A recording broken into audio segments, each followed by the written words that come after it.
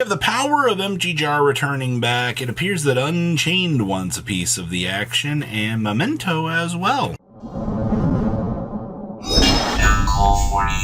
Make sure you guys smash the living crap out of that subscribe button so you guys don't miss out on more content. This was actually a pretty cool tournament report to read. Now, a 55th place is not going to care too much about things out here for you, but someone wanted to play Empty Jar Runic, and I got to clap for it, actually. I'm happy to see this because, you know, in all of the Runic cards getting dumped off of your deck, you're kind of going to have like an infinite resource well of cards to kind of regenerate, and plus, you know, getting, you know, this stuff is helping you deck out your opponent faster.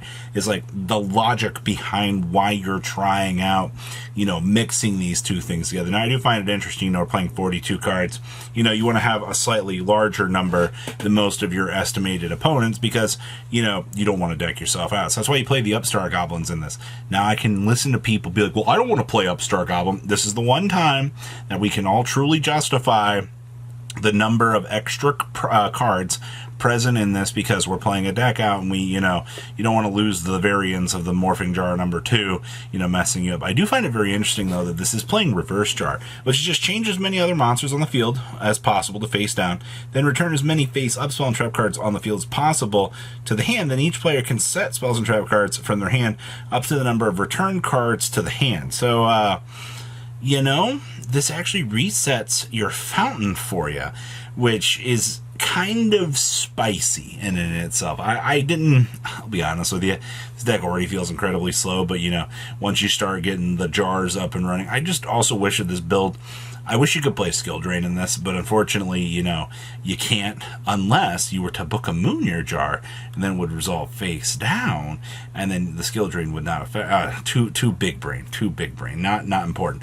But I love the concept behind this. I think that this is a really fun showcase of things you could do. It needs a little bit cleaned up, but I think that this is a right step in the right direction for possibly some really cool ideas. Next up here, we have Unchained. Never mind. There had to be something in this that had to just detour my entire day. Well, here's the thing about Unchained at this point. You know, the engine is still very, very resilient. We have definitely noticed out here that more and more people have been trying out the ideas in the variables for this because the infinite floatability of this deck is kind of stupid. And especially, you know, especially when you're looking at like more localized results out here. We've learned that a lot of the roguish decks can do things, but the real thing that Konami wanted to push with the communities was Konami wanted you to look at the Fiendsmith core, and they wanted you to be able to upgrade your existing deck.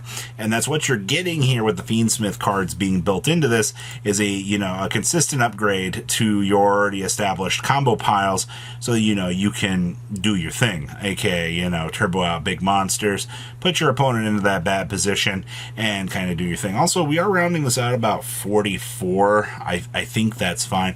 I don't really see a reason as to why you need to clump down this deck with too much fat. You know, you just need one consistent variables to get places. We're also not... Thank you for not playing multiple of the Blue Dog in this. I do know that there was a time a while back where people were trying to get really, really saucy in these builds, and they were like, hey, you know, we can play multiple of the dogs. And it's like, no, stop it.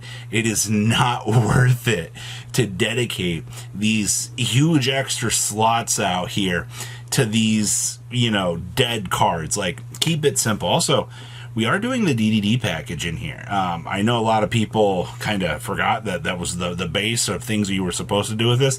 You know, you wanted the form of consistency. Yes, stick to this. Outside of that, very, very, very simple build. Not a lot of craziness you have to kind of toss in here. Okay. Memento. You know, we get one future card for this deck. Kind of turns the deck into a little bit more consistent of a thing. I also hate to be the bearer of bad news out here, but yeah, this deck has also found itself looking at the Fiendsmith package as kind of its saving grace. The one thing I liked about Memento initially was this deck seemed like it had a cool chance. Like, you didn't have to play the Fiendsmith combo to dive into it. Don't get me wrong. I mean, the Fiendsmith combo is designed to help your level of consistency because, you know, Beatrice being... I love the fact that Beatrice can just drop down the big boss monster here, and your opponent's just like, oh, great. Yeah, or you just search it and then toss it in the graveyard as a piece along the way, whichever you have to do here.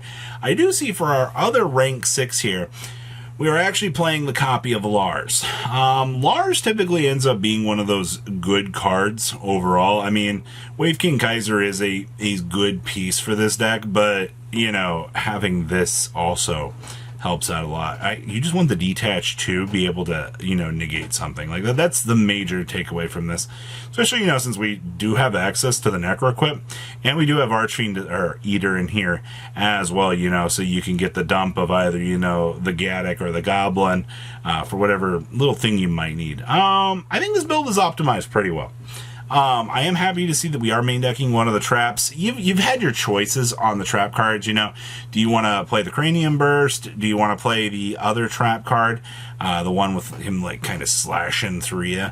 You have your options. But I think in terms of deck build, picking out over which version that you need for the consistent results will get you there. Hey, it's Memento. You have all of the infinite world of deck building out here to do your thing. Oh, hey, we're playing Embodiment of the Apophis in here. Okay, well, first of all, we have Centurion. We're just one Atri, one Emeth. We are not doing the Gargoyle. I don't know if I like that, to be honest with you. Gargoyle is a very, very good card, but they did choose to have the Magna Hut in here. I do like the fact that Magna Hut can search Autry. It does get actually kind of funny for the little things that you guys could, do with that. And of course, to everybody out here, it's for a pure build that's not dedicating cards to the Horus package, let's be honest here for a second, though. The Horus package has always been kind of looked at by this deck.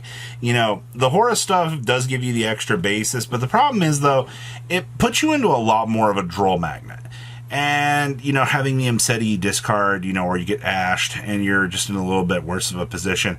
I feel like people feel that dedicating extra hand traps into the deck instead of, feeding into that, because in this particular build, you can play the Bonfire stuff, the consistency to get to the Trudea, which I think is good. But, since that leaves 3 extra slots. So, we add 3 more pieces into the engine pile out here. It means we get access to 3 more hand traps to kind of throw into the equation as well.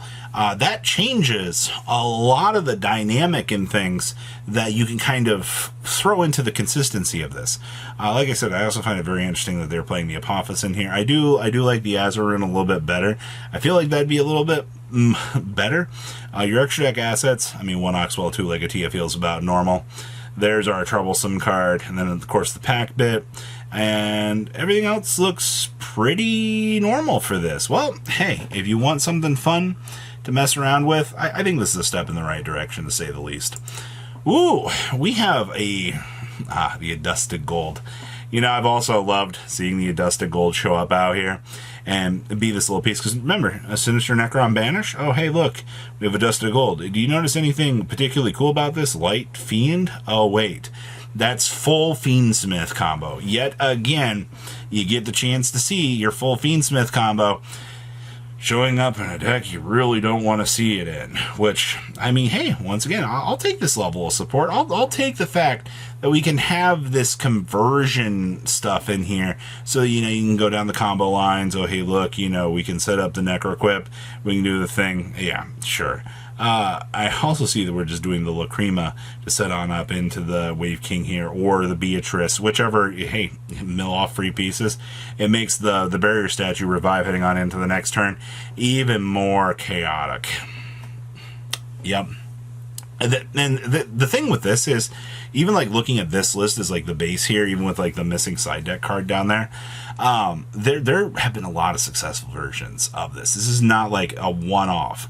I've seen at least 6 to 7 versions of Fiendsmith in the last 2 days incorporated into this deck that have been finding success out here. This is not the short one-off, two-off events. No, this is for the time being, before something crazy happens. This is what we're looking at, and you know what? That's pretty awesome, to say the least. So what do you guys think about these lists? Please leave a comment down below. Tell me what you guys think, and I will see your beautiful faces back here in the day, guys. Patrons, Thank you. Ah!